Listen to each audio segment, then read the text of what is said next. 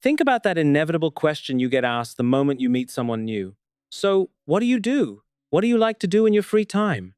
And in that exact second, your brain starts frantically scanning. You have to select acceptable hobbies. You have to construct a logical career trajectory. You have to arrange your face to look like a normal adult who has their life completely figured out. Because in that moment, you cannot simply look at the person standing in front of you and tell the truth. I have no idea. I am just trying to figure out what I am supposed to be doing, and I am praying nobody notices how lost I actually am. Being a modern person is an exhausting, full-time performance, and it comes with absolutely no instruction manual. Being a modern person has become a full-time job with no training period and no performance review and no clear definition of success. You need a personality.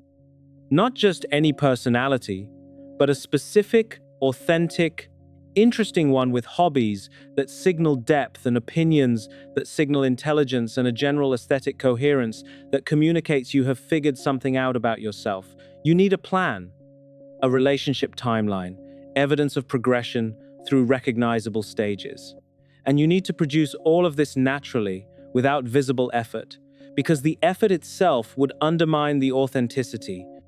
Every single day, in every room you walk into, with no manual, no script, no one telling you whether you're doing it correctly. It is an enormous amount of work, and most of us are more tired from it than we will admit to anyone, including ourselves. Sayaka Murata wrote a book about a woman who simply cannot do it, not because she lacks intelligence or warmth or genuine feeling, but because the invisible rules that most people absorb without noticing, the unspoken grammar of how to be a person in the world, never fully loaded for her. She watches people and understands their behavior without understanding what produces it. She processes social situations the way someone reads a text in a language they studied from a book but never spoke aloud. Technically, painstakingly, with enormous effort, and always slightly behind the native speakers. Her name is Keiko Furukura, and the book is Convenience Store Woman.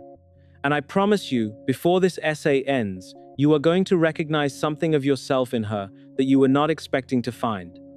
Keiko is strange from childhood in ways she cannot explain or correct. She is not unkind. She does not intend the disruptions she causes. She simply processes the world by a logic that does not match the one everyone around her is running, and the mismatch makes people uncomfortable in a way they cannot name but cannot ignore. She learns to be careful, to move slowly through social situations, watching what others do and mirroring it back with the slight delay of someone who is translating in real time. She manages, but the managing is exhausting and imperfect, and she arrives at her late teens without having located any stable answer to the question of who she is when nobody is watching. And then she walks into a convenience store. She is 18. The store is newly opening near her university. She applies without particular ambition and gets the job and shows up on her first day, and they hand her a manual, a real one, comprehensive. Every greeting scripted, every bow calibrated to the correct angle, every smile described in enough detail that she can produce it without having to generate it from some internal source she has never been able to reliably access. The manual tells her how to stand and what to say, and how to arrange her body and her face and her voice into something that communicates exactly the right thing to every customer who walks through the door. For the first time in her life, the question is answered: how to be.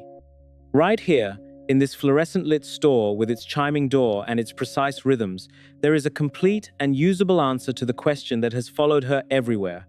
She is the convenience store worker. It says so in the manual. And if she does what the manual says, she is not strange or wrong or broken. She is, by every standard this environment offers, exactly correct. She works there for 18 years. And here is the part we never say out loud. The part I want you to sit with instead of rushing past. Some part of you understands this completely. Think about the specific relief of a task with clear edges. A deliverable that begins somewhere and ends somewhere and has a defined state of done. Think about why the morning you have a packed, structured schedule can sometimes feel easier than the open Saturday with nothing planned. The packed schedule tells you who you are today. You are the person in the 9 a.m. meeting, and then the person finishing the report, and then the person on the 2 p.m. call. The role is defined, the requirements are known. The metric for success is clear enough that you can hit it and feel, briefly, like someone who has done the right thing. Figuring out your actual personality, by comparison, is terrifying. It has no KPIs. There is no quarterly review where someone tells you whether you are doing authenticity correctly or whether your sense of self needs improvement. The self is just there, open and unstructured and demanding to be inhabited, and many of us find reasons to be somewhere else instead. We use the job, the routine, the role, the daily structure of obligations to answer the question at a manageable distance. If you are busy enough being useful, you never have to sit in the open space where the real question lives. Keiko did not discover this as a coping mechanism. She discovered it as a fundamental truth about who she is, and the book is quietly ruthless about refusing to make her feel ashamed of it. The uniform matters more than it might seem, not as a symbol, but as a mechanism. When Keiko puts it on, the transformation is not cosmetic. The uniform does not just change how others see her, it changes what she is required to be.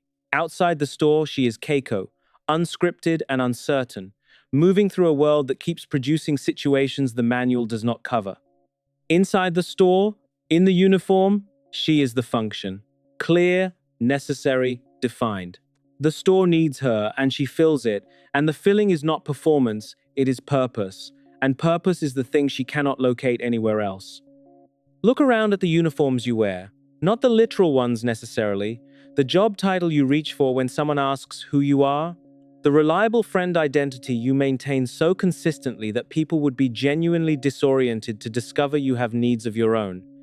The competent professional face that stays in place through things that should require it to crack. The specific version of yourself you assemble each morning before you leave the house, the one calibrated for consumption, edited for the audience, presenting the most acceptable arrangement of your qualities for public viewing.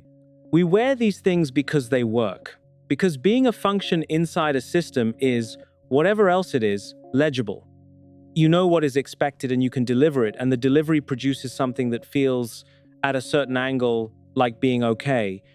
The alternative is standing there as just a person, with all the mess and uncertainty that entails, and letting people see the unedited version without the protective layer of role or title or well-maintained persona. Most of us choose the uniform. Most of us chose it so long ago we forgot we made a choice. If you are tired of performing normal, tired of the constant unstructured work of being a person who has it figured out, and you just want a space where you can take the uniform off for a minute without immediately being handed a self-improvement plan, consider subscribing. Let's drop the performance together. The part of Convenience Store Woman that I think will hit you the hardest is not Keiko's contentment inside the store. It is what happens when the outside world decides her contentment is a problem that needs fixing. The pressure does not come from strangers. It comes from people who love her. Her sister, genuinely worried, expressing the worry in the only language available to her, which is the language of normalcy and milestones, and the visible evidence of a correctly progressing life. Friends and acquaintances at gatherings, asking the questions with that specific, careful tone that is trying to be kind, but is also clearly distressed by the answers. The job, fine, the job is manageable, but the rest of it, the relationship, the trajectory, the plan, the proof that she is moving through life in the direction everyone else has agreed is forward. And Keiko, who wants desperately to stop being the thing that worries people, who has spent her whole life trying to reduce the disruption she seems to cause just by existing, decides to try. A man named Shiraha comes into the picture. He is not a good person. He is lazy and self-serving and full of theories about why the world has failed him specifically, and he has no particular interest in Keiko beyond the convenience she represents. But he is, technically, a man, and having him in her apartment, being able to produce this evidence when the questions come, works in exactly the way she hoped. The worried looks soften, the gatherings become easier. She is, suddenly, by the only metrics the outside world seems to be applying, making progress. She quits the store. She tries to become the kind of person who has a career rather than a job, who is building something rather than maintaining something, who is moving in the direction that everyone has agreed is forward. And her life, which had shape inside the store, the clear daily shape of opening and closing and greeting and stocking, and the chime of the door and the rhythm of the hours, loses all shape entirely. She is living with a man she does not like, pursuing a version of herself she cannot locate, performing normal so thoroughly that she has disappeared inside the performance. The noise in her head, which the store organized into something manageable, returns without structure. She cannot find herself anywhere in the life she has constructed to prove she is a real person. It breaks her, not dramatically, just quietly, steadily, in the way that being wrong for yourself breaks you when you refuse to stop. And then one day, near a convenience store, something reaches her. The specific sound of it, the chime, the rhythm, the familiar organized hum of a system that knows exactly what it needs and is asking her, as it always has asked her, simply to show up and fill the function. And something in her that had been held very tightly lets go. She goes back. And I need you to hear this clearly, because the easy reading of this moment is surrender, is failure, is a woman retreating into smallness because she couldn't manage bigness. That reading is wrong. That reading is exactly the thinking the book is asking you to examine. Let me speak to you directly now. You have been told, for most of your life, what a good life looks like from the outside. It has a shape, it moves in a particular direction, it produces recognizable evidence at recognizable intervals. The relationship properly timed, the career with upward motion, the personality fully assembled and coherently presented, the sense of purpose that makes a satisfying answer when someone asks what you are doing with your life. And if your actual life does not match that shape, if some of the milestones don't fit you, or fit you in the wrong order, or don't fit you at all, if the authentic self, when you go looking, is quieter and stranger and less curated than the one you have been performing, if the grand purpose has not revealed itself on anyone's schedule, you are not behind. You are not a failed draft of a better version. You are a person who is tired of wearing something that was made for someone else. Keiko is not a tragedy.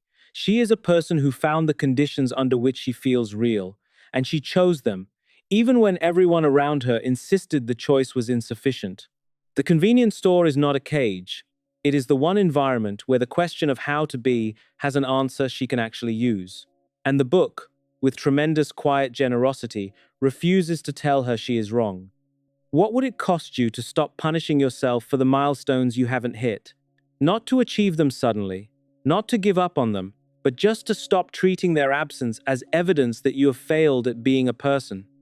What would it feel like to let one day be small and structured and not particularly impressive, without the internal commentary running its damage assessment? You do not have to know what your life is building toward today. You do not have to have the personality fully figured out, or the 5-year plan articulated, or the authentic self curated into something presentable. You do not owe anyone a perfectly assembled narrative about who you are and where you are going, and why it all makes sense from a certain angle. Some people need the grand open life with all its possibility and chaos and unscripted freedom. And some people need the chime on the door and the manual and the rhythm of a day that has a shape they can rely on. Both of these are real, and both of them are okay, and neither of them requires justification. The armor of normalcy is heavy. You have been wearing it for a long time. The version of yourself that is always just a little more together than you actually feel, always just a little more certain than you actually are, always just a little further along the expected timeline than your actual life has managed to arrange. You can put it down, not permanently, not dramatically, not in a way that requires explanation or announcement, just long enough to remember that underneath it there is a person who is allowed to find their own answers to the question of how to be, even if the answers are small, even if they are strange, even if they are not the answers that produce nods of recognition at gatherings. Keiko heard the voice of the store and went back, and in going back she was not accepting defeat, she was accepting herself, the actual self, as opposed to the one the world had been trying to write for her. You are allowed to do the same. Stop performing for the room. Stop editing yourself into the acceptable version before you've even had a chance to find out what the real version needs. Stop treating existence as a project that must produce results or justify itself by external standards.